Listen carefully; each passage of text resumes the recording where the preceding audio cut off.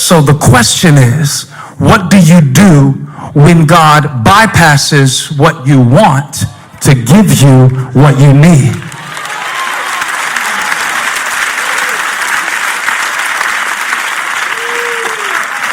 The most obvious thing to do is to heal the man. But sometimes before God can do what is obvious and change your situation, he wants to work within you so that when he changes your situation, you will be ready to receive it. In the Jewish mind, sin and suffering were highly connected. So it was often assumed that if you were suffering, it was because of sin. Jesus dispels this in John chapter 9, when the man born blind was declared to be not a sinner, but blind so that the works of God and the glory of God might be revealed. We can't always connect situations with behavior. Yet it's something that he said, before I do anything for you, I want to do something in you. And that's where it takes faith, because it's the substance of things hoped for and the evidence of things not seen. To know that God is working. And you know who I thank God for in this passage? I thank God that this man had friends who believed for him what he might not have been able to believe for himself. And if I were preaching this at what's it called now? Youth X, used to be called Student Takeover. I can't keep up with all the names. I would preach the message around who are your for. That's really important. Who are your for? You got to have the right for. Because the wrong for would have dropped him off at the door, but the right for were willing to put him where he belonged, at the feet of Jesus. Now, are they bringing you to Jesus or driving you away?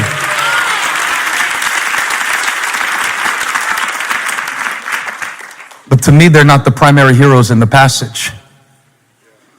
Because other than Jesus, the most important people in the passage are the people who doubted him.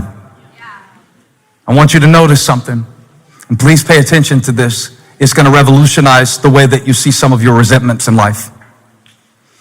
When Jesus saw what the friends did for the man, he forgave him.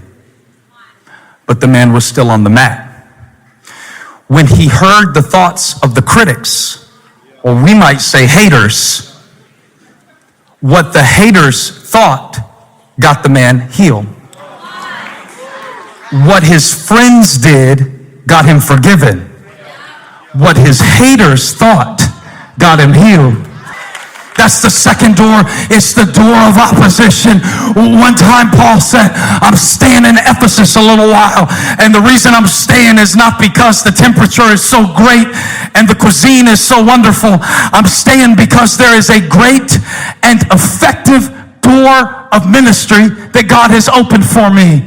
And you know how I know there's an open door? Because there are many who oppose me. The reason that I know that God is blessing is because the enemy is so busy, and he would not be busy if God was not.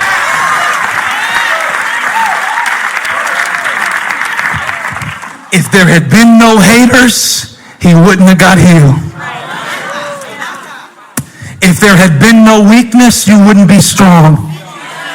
If there had been no resistance, you wouldn't be so resilient. There are many who oppose me, but the opposition, I'm going to calm down and say it for all the intellectual people. The opposition proves the opportunity. Okay, investment terms. The really good investments you don't know about unless you have money. It's a barrier to entry. The investments that most of us can invest in are not the best investments. The best investments are reserved for people. Now, I'm saying this about money, but I mean it about battles and trials. See, the biggest battles are reserved for the people that God has his hand on, that he put a deposit in, and you cannot be defeated, because if he opened the door, nobody can shut it.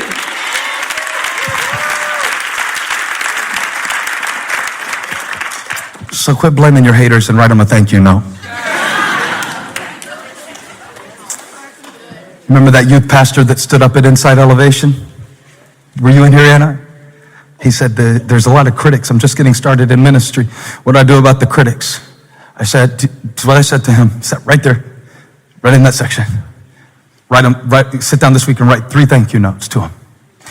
From experience, I know that God will use some of that stuff to strip away your self-sufficiency.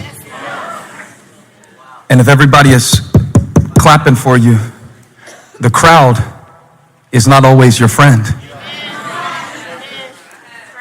So write them a thank you note. Because honestly, every time we have a baptism in the church, I think about it. Because the only reason we do baptisms every week instead of 2 or 3 times a year like we did for years is because of that news story that they ran about us, where they said we fake baptisms in the church. I still don't know exactly what a fake baptism looks like, but I don't care, because it gave me an idea. If you're going to hit us at the point of our baptisms, what we'll do is not 2 or 3 times a year, but how about if every single week we put it in the devil's face that you can't stop. When God opens a door, I don't even care what they say.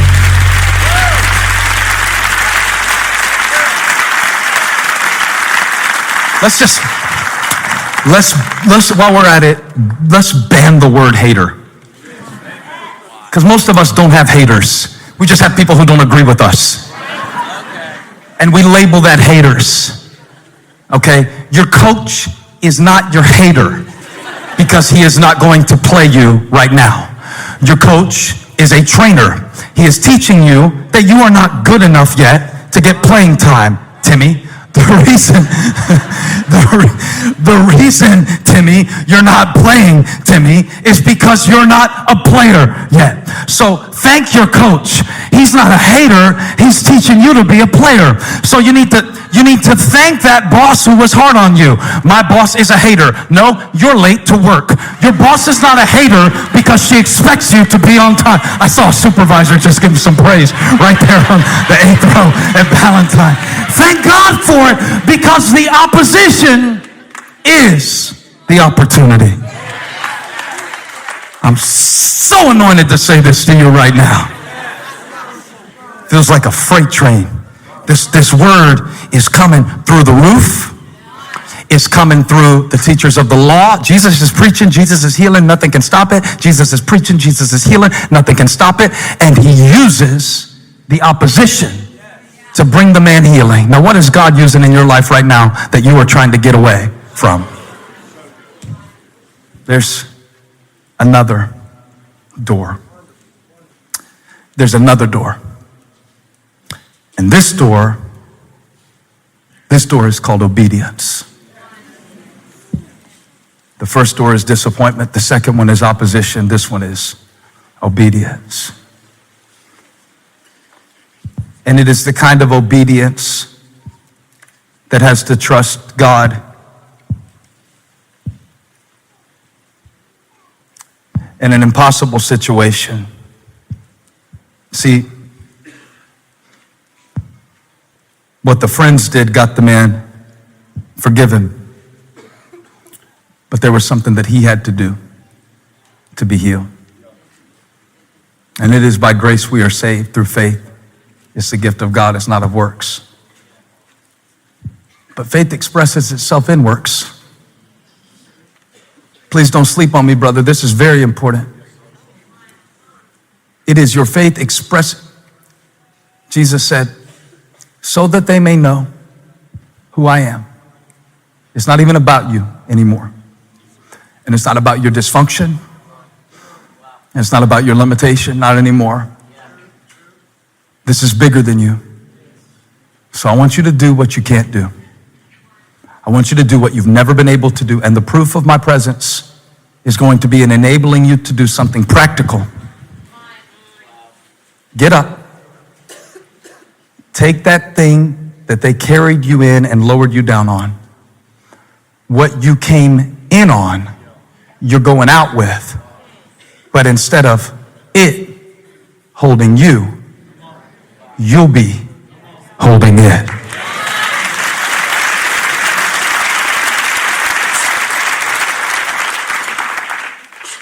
Help me, God.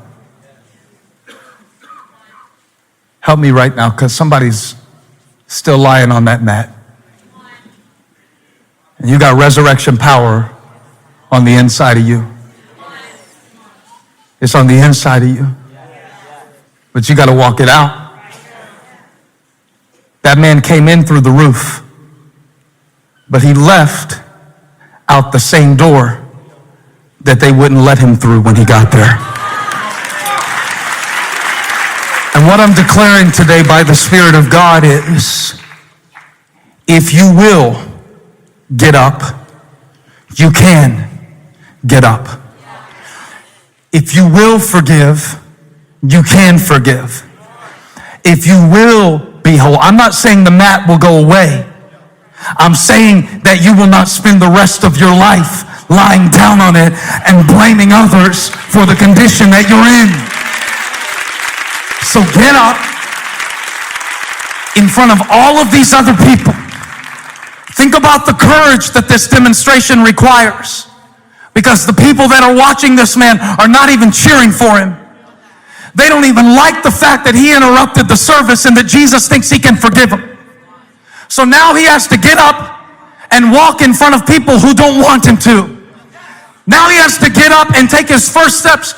When most of us took our first steps, somebody was cheering us on. But he has to do it in the face of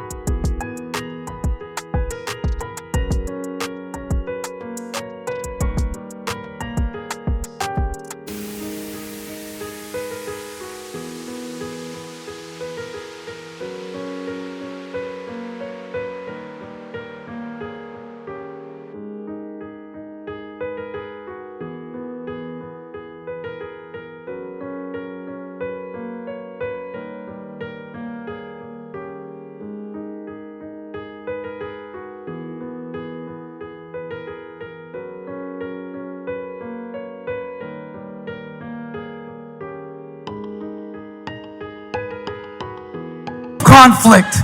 He has to do it in the face of doubt. He has to do it in the face of critics.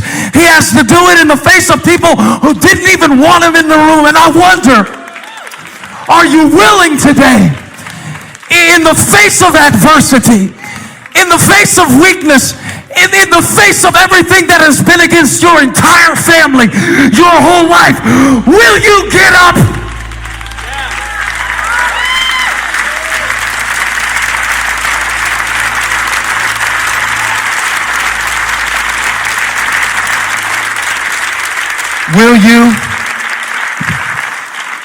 Will you become a door? When God wants to show people who he is, he picks somebody with an issue, and he wants to show who he is through you. Somebody say, there's another door.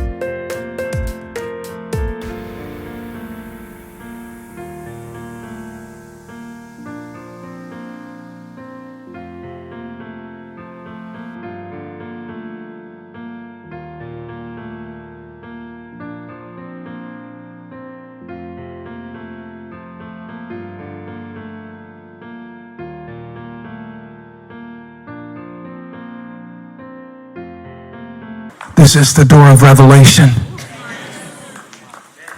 And the people were not amazed when the roof came off. They were amazed when the man got up.